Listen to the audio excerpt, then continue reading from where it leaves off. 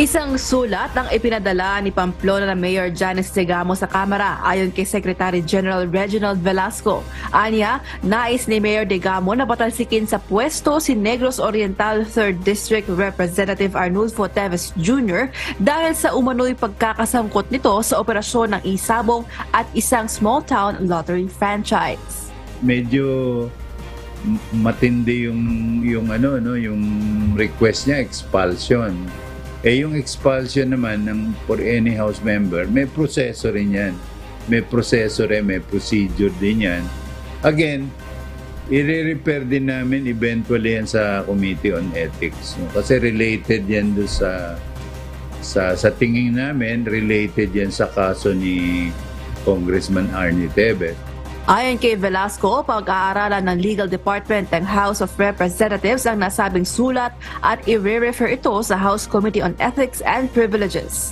Naharap na sa 60-day suspension ang kongresista matapos itong mapagbotohan sa plenaryo dahil sa patuloy na pagliban nito sa trabaho. Samantala, nilinaw naman ni Nueva Ecija 3rd District Representative at Vice Chairman ng Ethics Committee na si Rosana Ria Vergara na nasa desisyon ng komite na pag-suspend ng ruling. Ito'y tugon sa pahayag ng Legal Counsel ni Teves sa si Attorney Ferdinand Topacio na tila minadali ang naging investigasyon ng komite. Nais din ng kampo ni Teves na maipaliwanag ng komite kung bakit disorderly behavior ang ipinataw sa kongresista at kung bakit hindi ito pinayagan na magpaliwanag at dumalo sa pagdinig online. Sagot naman ng Ethics Committee, here we consider disorderly behavior non-refusal to heed the request of the Speaker to come home. Disorderly behavior for failure to come back within 5 days and eventually in 24 hours for not heeding the Committee on Ethics request to please present himself. So that's how we define disorderly behavior. Muli namang binigyan diin ni Atty. Topacio na handa naman si Congressman Arnie Teves na umuwi ng bansa.